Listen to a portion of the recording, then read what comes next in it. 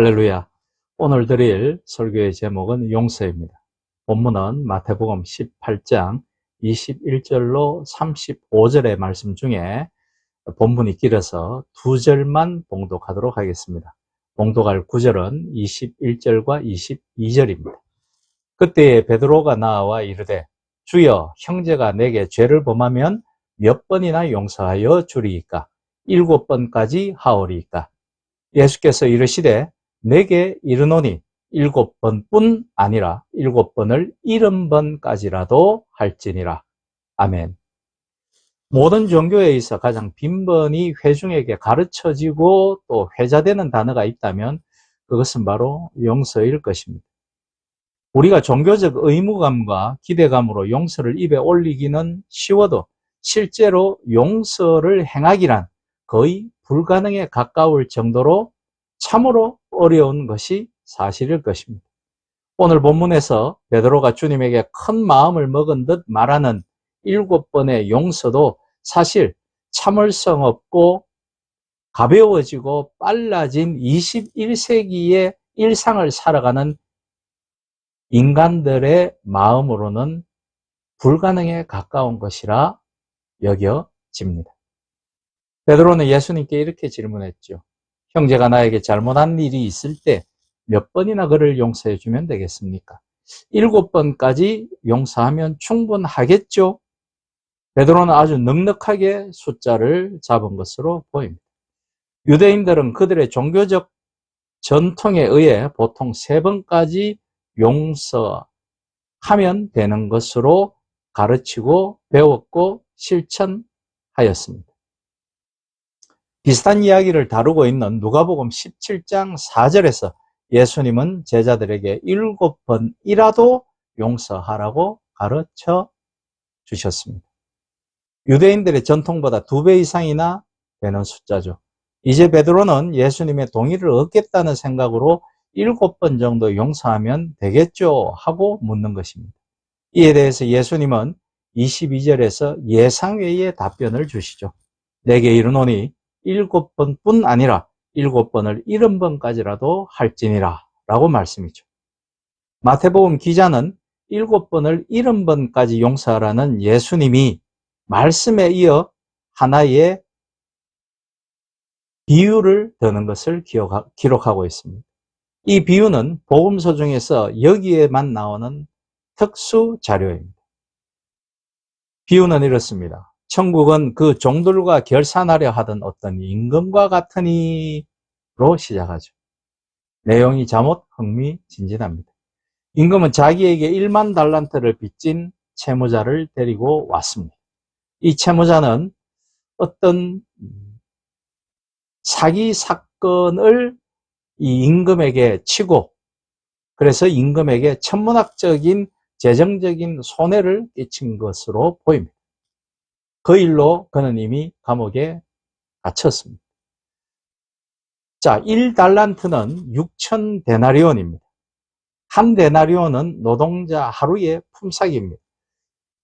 올해 2024년 최저임금이 9,860원이니 하루 8시간 노동을 적용하면 1달란트는 약 4억 7,328만 원이 됩니다. 그러니 1만 달란트는 곱하기 만을 하면 4조가 넘어가는 돈입니다. 어마어마한 돈이죠. 당시 헤롯 정권의 1년 예산이 900달란트였고 갈릴리와 베레아 지역의 세금 총액이 200달란트에 불과했다는 걸 감안하면 1만 달란트가 어느 정도 금액의 돈인지 알 수 있습니다. 임금은 종과 그 가족 모두를 노예로 팔아버리라고 명령을 내렸습니다. 그러자 그 사람은 엎드려 절하면서 언젠가 갚을 테니 참아달라고 용서를 구했습니다. 사실은 개인이 10,000달란트의 돈을 갚을 수 없죠. 그러나 임금은 이 종을 불쌍히 여겨 석방시켜 주면서 그 빚 자체를 탕감해 주었습니다. 이 종은 이제 자유인이 되었습니다. 그런데 그는 석방되어 가는 길에 자기 친구를 만났는데 자기에게 100데나리온을 빚진 친구입니다. 100데나리온은 아까 방식처럼 계산을 하면 약 788만 원입니다. 그런데 이 친구를 만난 이 해방된 사람은 그 788만 원 빚을 당장 갚으라고 다그칩니다. 100데나리온은 1만 달란트에 비해 약 50만 분의 1에 불과하죠. 참아달라는 친구를 그는 감옥에 가두었습니다. 이런 사실을 임금이 알고는 그가 1만 달란트를 탕감받았음에도 불구하고 100데나리온 빚진 친구를 용서하지 못한 그자를 다시 잡아들여 책임을 물은 뒤 감옥에 던져 넣습니다. 예수님은 이 비유의 결론을 35절에서 다음과 같이 내리십니다. 너희는 각각 마음으로부터 형제를 용서하지 아니하면 나의 하늘 아버지께서도 너희에게 이와 같이 하시리라.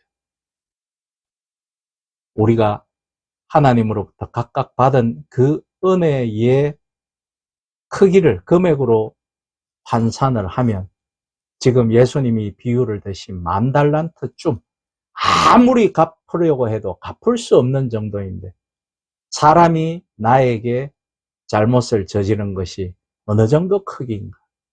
하나님은 용서를 하시는데 우리는 그를 용서하지 못하는가? 결과론적으로는 이 말씀으로 축약이 될 수 있겠죠. 이 말씀에 대한 여러분의 생각이나 느낌은 어떻습니까? 예수 믿는 사람에게는 용서가 정말 중요하구나. 그리고 용서도 형식으로가 아니고 진심으로 해야 하겠구나 하는 느낌과 생각이 드셨을 것이라 생각합니다. 초기 기독교 공동체는 용서를 기독교인의 가장 중요한 덕목으로 가르쳤습니다. 스데반은 돌에 맞아 순교당하면서 죽어가면서 이런 기도를 사도행전 7장 60절에서 드리고 있음을 우리는 봅니다. 주여, 이 죄를 그들에게 돌리지 마옵소서. 주기도문의 한 대목에서도 이런 가르침은 발견할 수 있습니다. 우리가 우리에게 잘못한 사람을 용서하여 준 것 같이 우리의 죄를 용서하여 주시옵고. 초기 한국 교회사에 등장하는 손양원 목사 이야기는 우리에겐 전설과 같죠. 자기 아들을 죽인 공산당원을 용서하고 그를 양아들로 삼았습니다. 그래서 그 양아들은 다시 목사가 되었죠. 이런 이야기를 자주 들은 탓인지 기독교인들은 용서하면서 살아야겠다고 자주 말하고 그렇게 기도도 합니다. 7번을 70번까지 용서할 수는 없어도 최소한 7번까지는 용서해 봐야지라고도 다짐하죠. 용서가 잘 안 되면 이를 악물고 7번을 채워야지 하는 신자들도 주위에 있습니다. 그렇게 하면 용서가 되시던가요? 인간의 본성으로는 일단 용서가 잘 안 됩니다. 기분 나쁜 말만 들어도 화가 치밀거나 속이 상하거나 기분이 나빠지죠. 본문의 비유에 등장하는 그 사람을 봅시다. 1만 달란트를 탕감받았음에도 불구하고 자기에게 100데나리온을 빚진 친구를 용서하지 못하고 있습니다. 참으로 뻔뻔한 사람이죠. 인간도 아닌 것처럼 보입니다. 그 사람만이 아니라 우리 모두는 대충 그와 비슷하죠. 억울한 일을 당하면 마음 깊은 곳에 상처로 남습니다. 그게 반복되면 병이 됩니다. 이런 일들이 마태복음 기자가 속한 교회에서 실제로 일어났죠. 초기 기독교인들은 주변으로부터 억울한 일들을 많이 당했습니다. 신앙 문제로 인해서 직장을 잃기도 하고 동네에서 따돌림을 당하기도 하고 박해를 당하기도 하고 때로는 순교까지 가고 해야만 했습니다. 믿음이 약한 신자들은 이런 상황에서 직면하면 신앙 자체를 포기하거나 기독교인다운 삶의 태도를 잃어버리죠. 속된 표현으로 내가 왜 이렇게 당하고 살아야 하나 하면서 악에 바친 신자들도 나왔습니다. 이런 반응은 인간에게 본성적인 것이라 어떻게 피할 도리가 없는 거죠. 어떤 상황에서 무조건 참아라, 용서해라 해서는 문제가 해결되지 않습니다. 그 사람의 화를 더 돋굴 뿐이죠. 그런 강요는 오히려 문제를 더 심각하게 만듭니다. 기독교가 말하는 용서의 윤리가 그렇게 오용되기도 했습니다. 용서할 마음도 없고 그런 능력도 없는데 예수 믿는다는 명분 하나로 꼭 참고 지내면 그것이 더 큰 마음의 병이 될 뿐입니다. 영혼 속에 내재된 상처를 씻어내는 과정이 그래서 필요한 거죠. 5.18 민주화 운동, 세월호, 그리고 이태원 참사 유가족들에게 이걸 다 운명이려니 생각하고 이제 그만 일상생활로 돌아가라, 잊어버리라, 그렇게 말하면 곤란하다라는 이야기입니다. 그들의 내면 깊은 곳에 생긴 트라우마를 씻는 과정이 필요합니다. 놀랍게도 그런 트라우마는 대를 이어 내려갑니다. 그래서 우리 전통적으로는 그런 것을 치유하는 과정의 하나로 무가에서 무당들이 십김굿이라는 것을 행합니다. 그것은 그들이 가지고 있는 상처와 한, 그리고 트라우마를 씻어내고 위로하는 전통적인 방법이라는 것입니다. 2000년 전 마태복음 독자들은 이 비유에 나오는 임금이 바로 하나님을 가리킨다는 사실을 예수님이 말씀하는 즉시 깨달았을 것입니다. 사람은 하나님으로부터 무한한 빚을 탕감받은 채무자와 같습니다. 이 사실을 절실하게 깨달은 사람이라고 한다면 100데나리온으로 얽히고 설키는 세상살이에서도 용서의 영성으로 살아갈 수 있는 것입니다. 일상에서도 이와 비슷한 경험을 할 수 있습니다. 큰 사랑을 받은 사람은 온 세상 사람들을 사랑하고 싶어지지만 배신과 폭력에 시달린 사람은 세상 사람들이 그저 이유 없이 미워지는 것과 같습니다. 그 사람이 한 사람으로부터 상처를 받은 것이 아니라 세상이 그 사람에게 상처를 주었고 나는 세상으로부터 상처를 받았다라고 생각되기 때문이죠. 1만 달란트를 탕감해 주신 하나님의 은총과 사랑을 받아들인 사람은 존재론적인 해방과 기쁨을 경험하게 되어서 100데나리온으로 그의 영혼이 훼손되어지지 않는 것입니다. 그러니 그 기쁨을 느껴야 하는 것이죠. 그러기 위해서 우리는 성경을 읽고 그 안에서 깨달음을 추구하고 신앙생활을 해야 된다는 것입니다. 그저 교회에 왔다 갔다 한다라고 복이 자연스럽게 나에게 내려지고 하는 게 아니라는 말씀입니다. 그런 깨우침에 이르러야 비로소 세상과의 참된 화해가 일어나는 것입니다. 마태복음 기자는 그들 교회가 처한 어떤 구체적인 상황을 염두에 두고 예수님의 이 말씀을 전하는 것이라고 제가 모두에 말씀드렸습니다. 기독교인이라는 이유로 세상으로부터 공격받고 미움받아서 시험에 들린 사람들이 있었습니다. 믿음이 약한 신자들입니다. 그들은 세상 사람들을 맞받아치려고 합니다. 악을 악으로 갚으려는 것이죠. 사랑의 마음은 온데간데 없고 안갚음하려는 마음이 그저 마음속에서 일어나는 것입니다. 그들을 향해서 마태는 우리가 1만 달란트 탕감받은 사람이라는 사실을 각성시키고 있는 것입니다. 깨달으라는 거죠. 우리가 하나님으로부터 어떤 용서를 받았는지 그 사실을 영혼에 견지해야만 새 힘을 얻어서 영혼의 근본적인 치유가 가능하고 그럴 때만 참된 용서가 가능하다고 생각한 것입니다. 저는 마태복음 기자의 생각이 옳다고 생각합니다. 문제는 사람에 따라서 1만 달란트 탕감받았다는 사실이 별로 실감나지 않는다는 데에 있습니다. 기독교인들도 이 사실을 노골적으로 부정하지는 않아도 막연하게 생각할 때가 많습니다. 탕감받을 게 없다는 느낌이 강합니다. 잘못은 자기만이 아니라 다른 사람들도 다 똑같이 하는 거니 대수가 아니라는 거죠.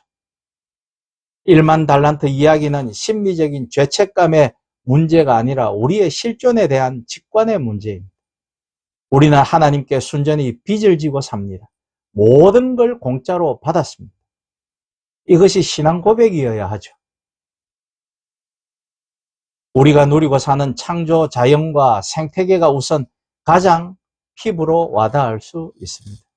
올여름만큼 우리는 창조 자연의 파괴가 얼마나 우리를 고통스럽게 만들고 죄의식을 느끼게 하는지 우리는 실제로 절절히 통렬히 깨달았습니다.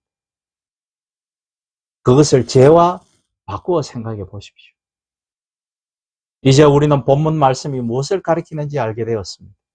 7번을 용서할 것인지 490번을 용서할 것인지 아니면 그 숫자가 비유하는 무한정으로 용서할 것인지를 말하는 게 아닙니다. 용서의 영성을 숫자로 계량화하면 율법이 되고 마는 것이죠. 본문은 형제의 용서가 하나님과의 존재론적 관계에 연루되어 있다는 사실을 우리들에게 짚어줌으로써 세상 사람들과의 관계에서 걸려 넘어지지 말라라는 가르침을 줍니다. 이런 마태복음 기자의 가르침에 대해서 여러분들은 동의하시나요? 내가 하나님께 용서받은 극악무도한 죄를 생각한다면 내가 용서할 수 없는 다른 사람의 죄란 없는 것이죠. 제한 없이 베푸시는 그리스도의 용서, 이것이 우리가 하나님 나라 안에 발딛고 서일 수 있는 근거가 되죠. 하나님은 하나님과 사람 사이의 관계를 사람과 사람 사이의 관계로 묶으십니다.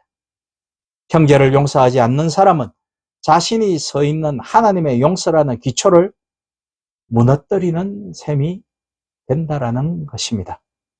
우리가 하나님께 받은 용서의 크기와 깊이와 넓이는 형제를 용서하는 삶을 살면서 체험하고 그 안에서 온전하게 이루어지는 것입니다. 사랑은 모든 것을 변화시키는 구원의 능력입니다. 그 구원의 능력을 받았으니 이제 용서의 결실을 맺어야 합니다. 그것을 깨달으시는 여러분과 제가 되어지기를 우리 주 예수 그리스도의 이름으로 축복하며 부탁드립니다. 아멘.